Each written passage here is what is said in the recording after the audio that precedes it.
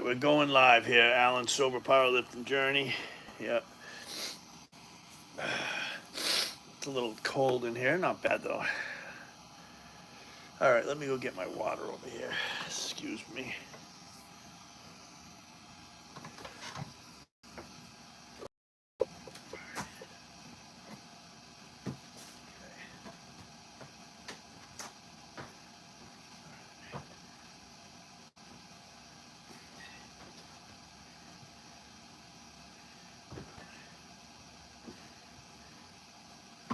There you go. All right. All right. Tired. Did a side job today on my day off, power washing, moving a lot of furniture off of a deck. And I wasn't even going to work out. It wasn't even really, I decided I better get my butt in gear. So I did a second bench day today. Yeah, I did a second bench day. That's the usual. Hey, welcome first, Christopher. Yeah, I did a second bench day this week. I added that in. I'm going to start doing that again. I was only doing one every like 7 or 8 days, and I was starting to lose a little strength, a little bit, I actually lost a moderate amount on the bench since I hurt my hand 2 or 3 months ago. I was doing, I hurt my hand going for a fourth rep with 70 on the bench. Now I'm doing, 345 for triple, 350 for a triple. So it's down a little bit, 15 pounds or so. That's okay, though. Today I just did 2 sets with just the bar, 2 sets with 135. Multiple reps, those are lightweight. You just want to get the pattern in and get some blood pumping. 2 sets with 225, a 5 or 6. A single with 315. Get used to 300 or plus pounds. Then I did a set of 5 with 340. Yeah, I did that. I did 600 pounds twice in my life. I did it once at 54 years old in my gym with a stiff bar, and then I did it again in competition not too long after that. Yeah, it's a good milestone, 600 pounds.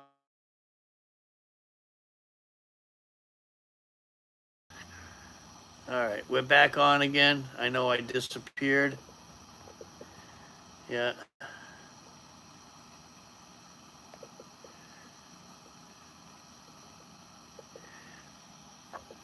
I don't know who's left out there. Maybe I have to start again.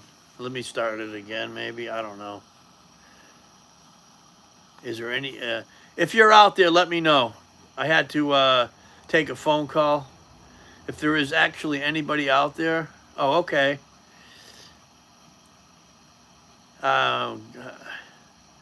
Okay, there is somebody out there. Well, that's good. That's good, yeah. All right.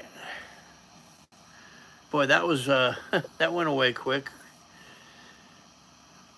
My favorite kind of cookie. I don't know, a piece of ass. No, pussy. I had a girlfriend that called it that. She called it her cookie.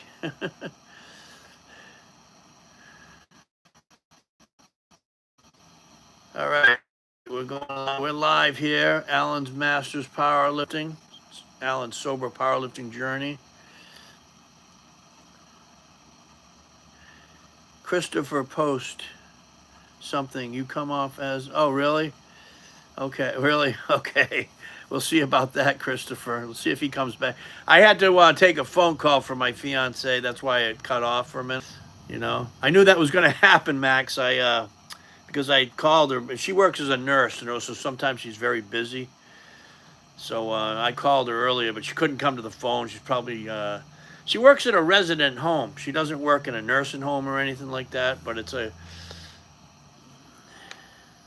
it's a residential home she works. She makes very good money as nurses make good money, man, It's a resident home. Most of the women there, it's all women. Most of them have cerebral palsy.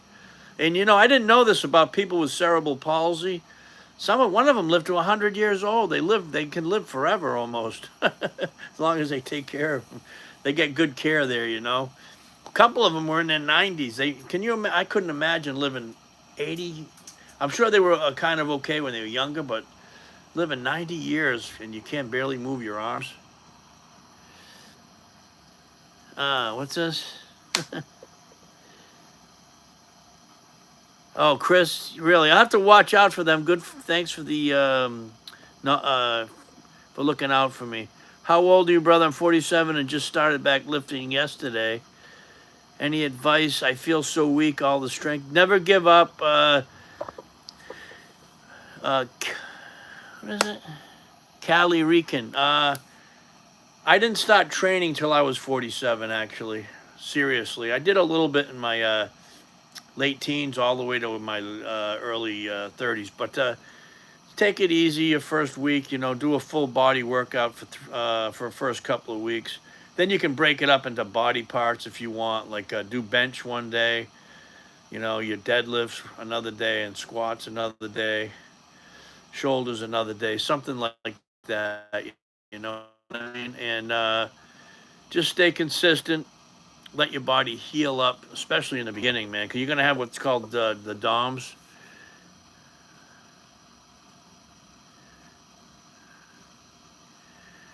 If you want a lot of life experience or advice I don't have. Okay, well, it takes time. Yeah, don't do too much. Stay consistent. You don't want, if you do, I've done that before. I did too much. Thank you. I appreciate it. Welcome, Caden Stolar. Where are you from? Is it Caden? Yeah, thank you. I appreciate it. Oh, you're welcome. Yeah, tell me how I'm on here live, 3-4 times a week sometimes. So let me know how you're doing. Appreciate it. Oh, okay. Washington State. I lived in Seattle for a little while when I worked for a company called Marco, and they supplied processing boats with people. I did that processing shit back when I was in my very early 20s.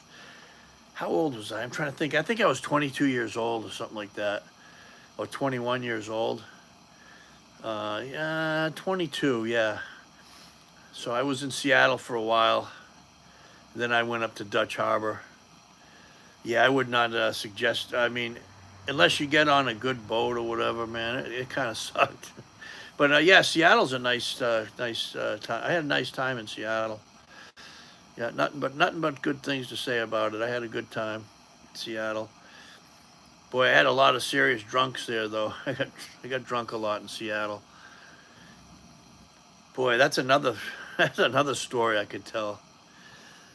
Max, last response on Christopher. I believe it is a fake account of Michael.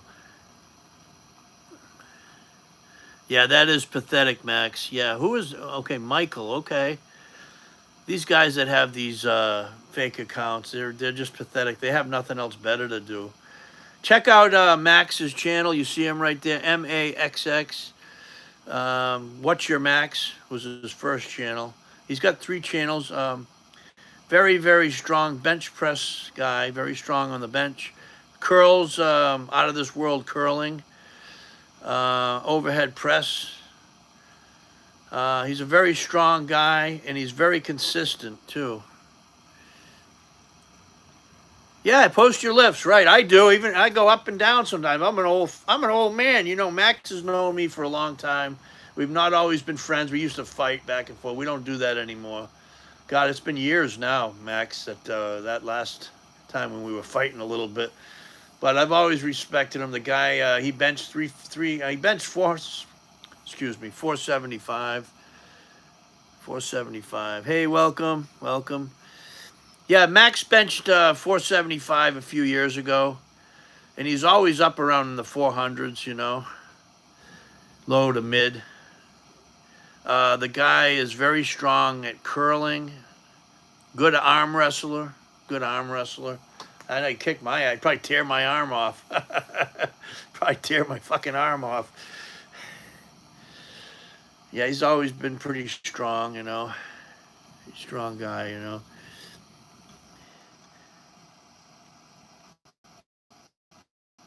Samuel, welcome, welcome. Yeah, very impressive guy, Max. God bless you, Max. What's the exact name of your channel, Max? My memory sucks. I know I look at your videos all the time. What is the exact name of it so I can give you a shout out? What is this? I am a linebacker, Jackson County Panthers in Georgia, and I am a four-star linebacker. My PR on the bench is 350 score. Oh, well, awesome. That's awesome, bro. That's great. What's Your Max is the name of his channel. Go check it out. Very consistent lifter. Very good sense of humor. Great sense of humor. Great sense of humor, too. I am 14. Yes, keep it simple. 14 years old. Keep it simple. Stick with the compound movements. They're multi-joint movements. Try to stick with that, like bench, deadlift, squat, incline bench. Try to stick with that. You know, throw in some curls in there, of course. You know what I mean? And hit the triceps good. Hit the triceps hard for the bench. Got to have strong bench. Got to have strong triceps for a strong bench. That's for sure. You got to have strong biceps. But keep it simple when you're 14 years old. You know, have fun in the gym. You know, a lot of push-ups and stuff. Push-ups, pull-ups. You know, make sure you eat enough protein. You're getting enough protein, and just eat. You don't have to like get crazy about a diet or whatever, but just make sure you're eating your good 3 square meals. Don't be missing a bunch of meals. Don't miss a bunch of meals. Get enough rest. Rest is important. And you should grow like a weed at 14. You know, you got that natural testosterone. I wish I started when I was 14. I didn't really.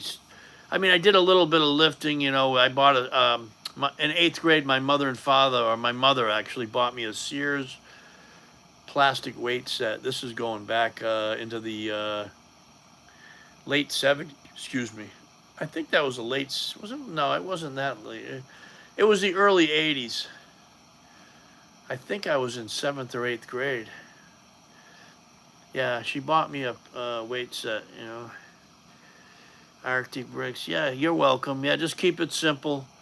Don't overdo it. Don't overdo it. And boy, when I was that age, I always tried to max every time out, but don't do that. Don't make the same mistake I did. You don't want to screw yourself up that young. And it's easy to do. You want to see where you're at all the time, you know. I know how it is, you know. I had that Sears plastic weight set I bought. It had the cheapest bench you could ever think of. Yeah, a very cheap bench. It had plastic hooks on it, the hooks that you put the weight on.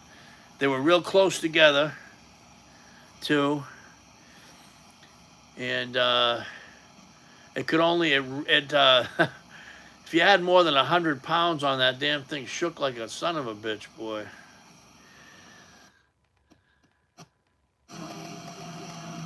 Oh, I must have turned my radio on by accident. Whoops. All right. I'm lead and bulking, tracking every lift, and very consistent. That's good. Good for you. Yeah, that's great. Just stay consistent.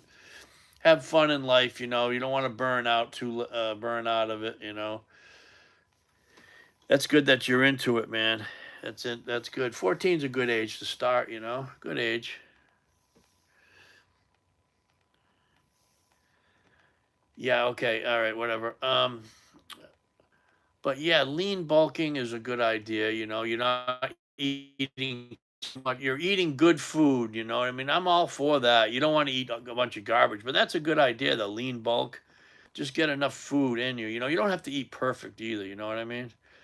It's not like you're not unless you're into body. If you're a bodybuilder, yeah, depends.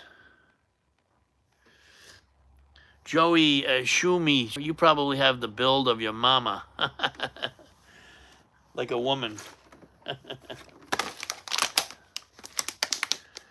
You can't get to me with the insults, buddy. I'm 57 years old, and I'd whip your ass right through the. I would whip your ass right through the goddamn door here. So that's all I need to know. What you say online doesn't matter. Crystal Lake, welcome, welcome, Camp Crystal Lake.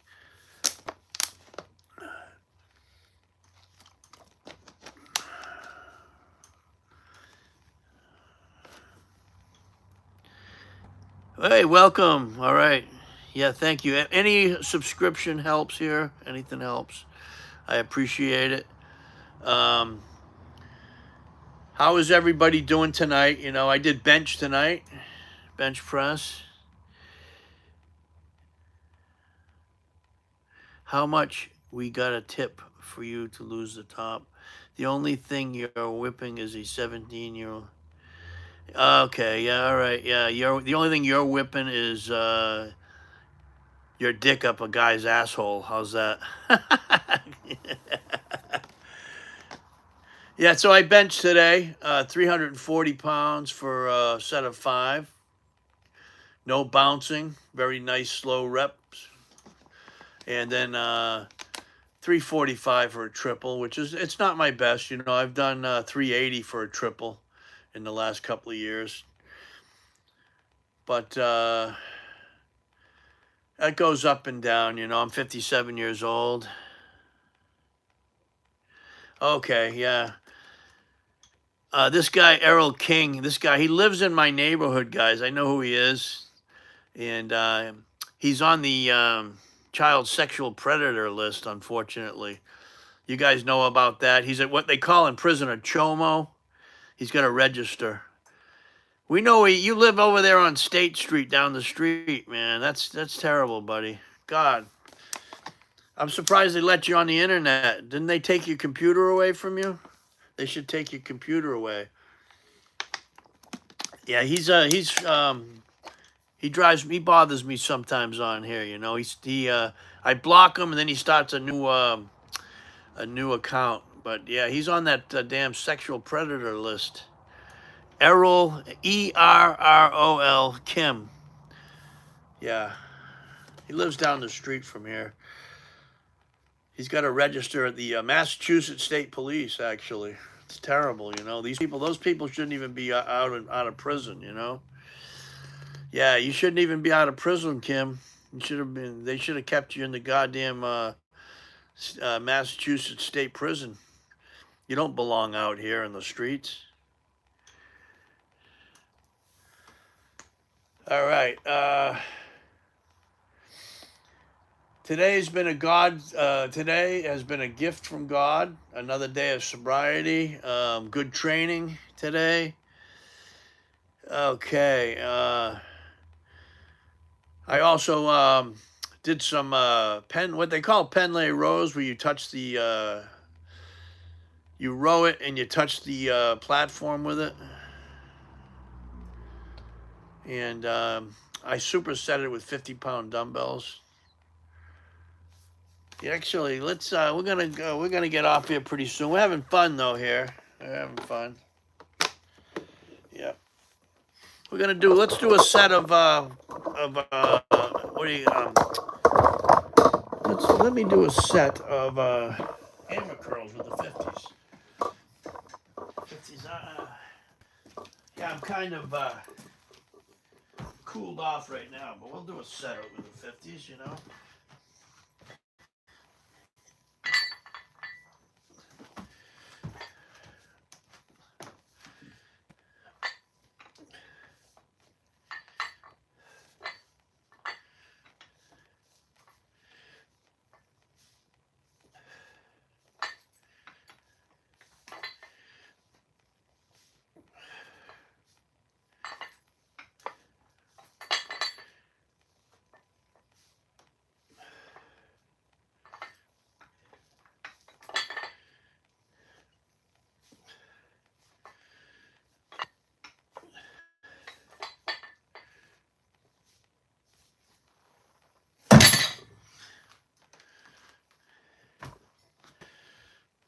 couple of curls.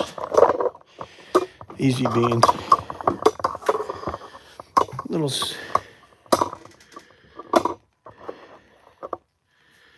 Little bit of set, little set there. I haven't done curls in a while, Nah, I don't need to go to failure anymore, buddy. No reason to. 57 years old. I'm good. Just did an extra set in there. I've already worked out, No, thank you, Joel. I'm done. I was just doing a little set there. It wasn't, my workout's already done. It was done a while ago. I already did a drop set with those. I did a double overhand rows for 6 with 315 with no straps. 315. It's actually on the platform right now, the 315. And I superset it with the hammer curls. Yes, it does, Joel. I did a set of 315. Like I said, it's right over here on the platform. Double overhand, no straps for 6,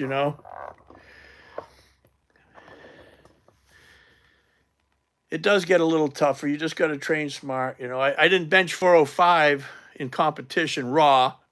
None of this suit stuff until I was 56 years old.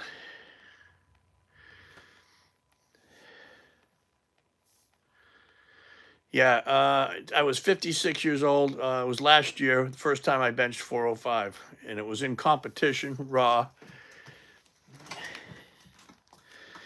Yeah, thank you, Joel. You too. 53 years old I think it was my second year of powerlifting. I've been doing this now. I'm coming up on 6 years of powerlifting. I think, 2000.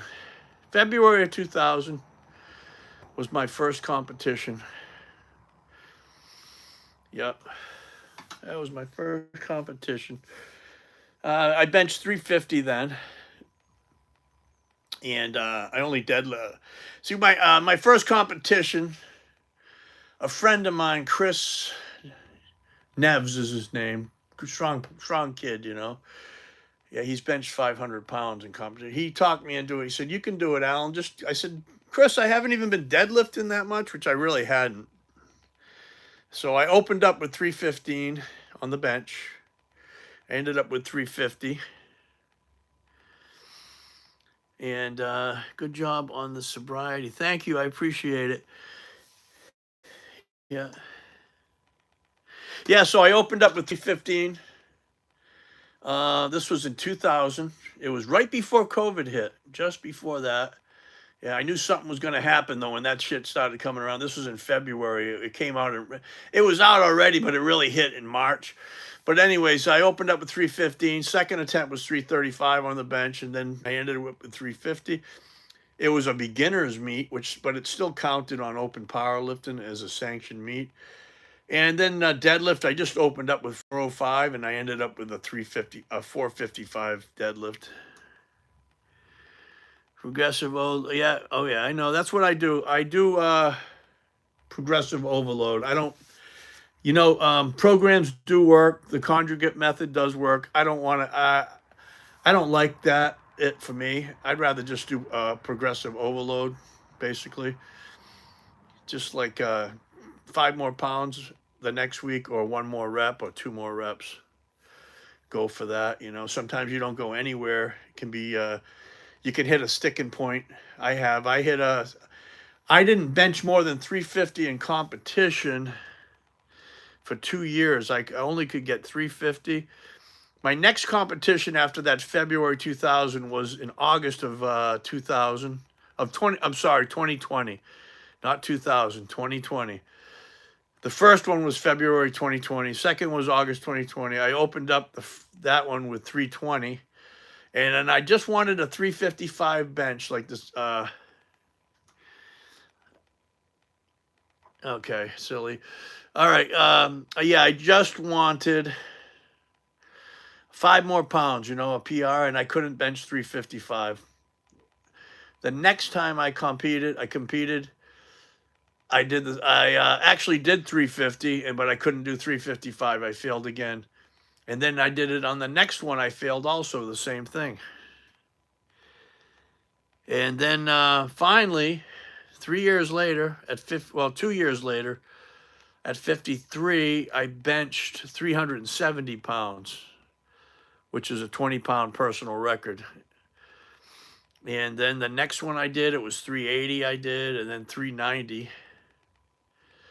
and in competition. And then finally I hit 400 at 53 years old, I think. 400. And then, I don't know, it took all the way till I was 56, where I did 400 on a second attempt, and then 405. Yeah, that was about a year and a half ago. So I did a 405. And then the next competition after that, which was about a year ago, a little bit more than that, I did 403 or 402 because it was kilogram plates. Welcome from Iran. Yeah. This is a sober powerlifting channel. Most of our talk tonight is about powerlifting. Last one I did was a couple of days ago. We talked about God. We talked about God and spirituality a little bit. We touched on that and how it ties in with sobriety. It's very important when you get sober that you have some kind of a higher power, you know, very important. My name is Allan, Allan Greenson, Greenson. You can Google my name and put open powerlifting on it. Google my name, Allan Greenson, open powerlifting. It's got all my competitions. It's got all 20 of my meets that I've done. I started powerlifting in 2020 in February, and so this is coming up on my 6th year of powerlifting. And I've been sober off of alcohol and mind-altering drugs for almost 11 years now. I got sober. It'll be 11 years, January 11th of. I got sober January 11th of 2015. I gave up all that shit, man, all of it. And thank God for my higher power. And I rely on my higher power now, you know. No more mind-altering drugs, that's for sure. Yeah, those are bad. It's bad news, you know. For me, it is. Anyways, there's some people out there that can drink socially and they don't have a problem with it. Most people can, but I can't, you know. And I'd rather just do my own thing in here, train hard. And I am from Massachusetts, USA. Pretty close to the beach coast, south coast. Actually, I'm in a county called Bristol County. And I'd say you could drive to get to the beach, the closest to the ocean, probably 20 minutes from here, you know, the Atlantic Ocean. It's a nice little quiet town that I live in, you know, very quiet. I got deer coming in my backyard sometimes. I've seen a coyote out here once. Actually got a groundhog that lives underneath me. This groundhog, he lives underneath the shed. I love animals. Yeah, I do. I love animals. I have 4 cats. We have 4 cats, me and my fiance. And we got a little a puggle. It's a cross between a beagle and a pug. Little dog, you know. I like the simple life, man, you know. Family. And my iron, my weights. This is my hobby in here, you know. My hobby. I love my iron. I love weights.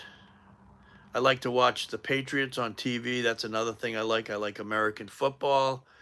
I do. You know what? I like a lot of sports. I even like soccer, which is called football everywhere else but here. I even enjoy watching the cup thing. What is it called there? The World Cup. I love that, man.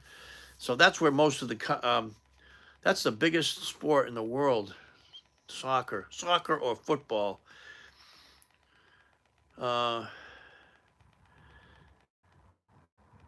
Yeah, it was a good workout tonight, like I was saying, you know, 340 for 5, 345 for 3, and then I went down to 315 and did that for 6, and then I did some rows on my platform, with no straps, just to get, it's good for the grip.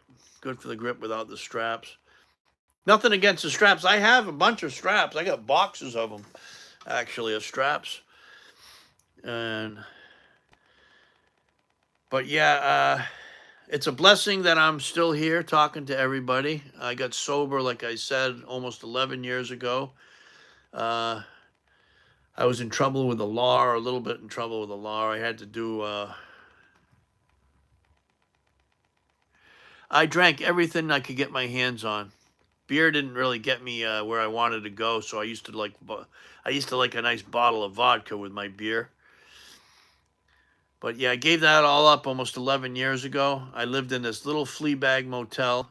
I didn't have my car. I didn't have my license. I had a little bit of income coming in from an inheritance I had gotten, $1,000 a month. And I lived in this little town of West Frankfort, Illinois, where things weren't that much, especially rent. The little motel I think only cost $100 or $120.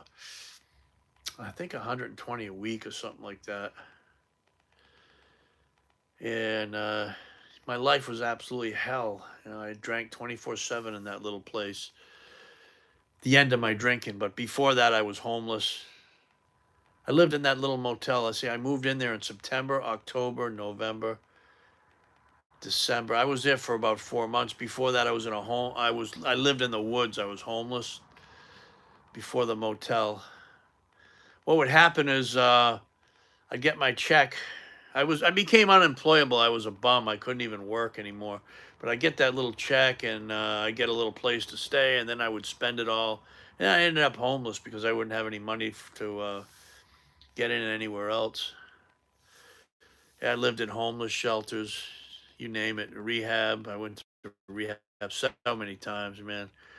But this is a new way of life, This is a great way of life, being sober and not drinking. I wouldn't trade this for the world. I really wouldn't. There was no really good days out there for years for me. It was awful. It was absolute hell. Yeah, it was hell. I started lifting when I was locked up in prison. I was locked up for 10 and a half months, but I only spent 7 months, I think, in prison, actually in prison. But they had weights in there, so that's when I started. And then when I got out, I didn't have the money, or I couldn't really join a gym. Did you get bad withdrawals when you finally gave it up? I've had so many days with bad withdrawals, especially from opioids. I spent 10 years in opioid hell. So many bad withdrawals from opioids and benzodiazepines, which is a Valium or a Xanax. Oh, hell. Alcohol, I get a little shaky. The last time God must have been with me, because when I got locked up that last time I quit, almost 11 years ago when I was in jail, I didn't really have that bad of withdrawals at all. Thank God, not that bad at all. Um, I had no withdrawals from opioids because I didn't have. That became very sporadic for the last 2 or 3 years of my drinking. Um, the reason was is I was getting that. Well, the reason was is heroin. I would do heroin, but it was so expensive where I was at that I couldn't even. There was no way you could have a habit of it. Uh, no way. $30 for a bag of that, I couldn't afford it. So I mostly drank when I was in Illinois for about 6 years. And I came over. I moved from Southern Florida, so I was involved in all of that Broward County, Palm Beach County, pill mill stuff. I was involved in that for about a decade, and yeah, I had horrible withdrawals from that. Horrible withdrawals from methadone too. It was horrible. Um, just insane what I would do. Another one came out.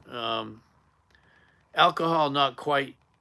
It was another yet, I'm sure. I drank around the clock, though. I did for several years when I got to Illinois. I drank around the clock pretty much. Uh, So no, but yeah, the alcohol withdrawals can be the worst if you ever have them really bad. Oh, that's great, man. Your homestead, welcome. Oh, well, hello, heathen. After prison, I had to go to a halfway house. So after I did my prison time, I got out.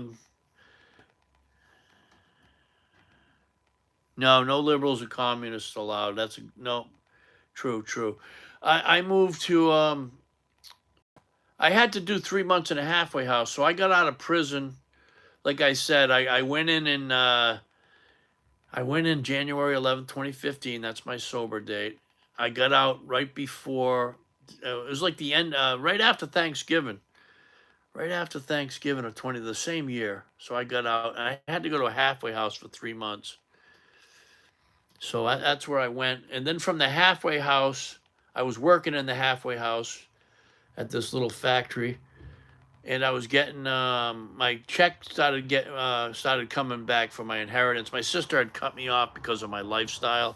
My sister was a trustee, so I started getting that check back again.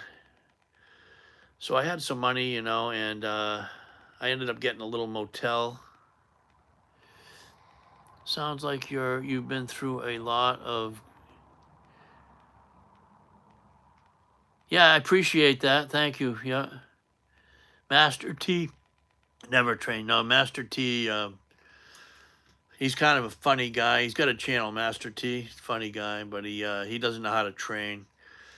His squats are absolutely horrendous, and his bench he doesn't even come close to his chest with 135. But okay, let's go continue with the story. Yeah, I had to do 3 months in that halfway house in Marion. It was in Marion, Illinois, where the halfway house was. It's the it's famous for at one time it had the only level, whatever level, the highest level for oh god, a federal prison. It has a Marion federal prison there, which used to be the Max. My battery's starting to die. It had Gotti was in there in Marion, and also it was also a there was also a minimum security camp where Pete Rose did some time in Marion, Illinois. Uh, it's got a Ray Fosse Park. He's known. That ties into Pete Rose too. Ray Fosse was a catcher, and I think he was at the All Star game. He was only like his second or third year. He was it was looking like he was going to be a big superstar, and then but Pete Rose and the All Star game crashed into him. Coming into home plate, and fucked his whole career up. He got injured. But there's a park called Ray Fosse Park in Marion, Illinois. Yeah, so that was it. I got the little motel. People told me don't go there. You're not going to stay sober there. I proved them wrong. It was great being in there. I had a great time when I was in that little motel. I got the super suite. It was like a instead of how much was it a week? Instead of 120 a week, it was $200 a week or something. This is in Marion, Illinois. Things aren't that expensive. Then it wasn't. 10 years ago. It's a super suite, but yeah, it was. I had a lot of fun. I was single and I was working at that place, and I would go to the gym. I'd walk. I didn't have my car or my license yet. I'd walk to a gym. I was on. Funny thing is, I went on Plenty of Fish, and I hadn't changed completely yet. With sobriety, I started changing slowly. But I'd lie to these girls. I'd say that I had the world by the balls, and then I, I told the one girl. I didn't even tell her I didn't have a car or anything. I told her I'd meet her at a restaurant that was right around the corner from my house. And boy, she found out that I didn't have a car or anything. I was full of shit. But yeah, sobriety is great. Like I said, I didn't change right away. Things started changing slowly. I still have a ways to go. I find life is a process. It's a process. Um, You just want to try to do just basically try to do the next right thing, you know? Try to do the next right thing, they say, you know? Your conscious is your higher power. It'll tell you, you know, if you're doing something fucked up or wrong, you know? Uh, only one well, I'm gonna go. I'm gonna eat. Everybody have a blessed night. My damn phone's gonna die anyways. I'll talk to you guys later. Thank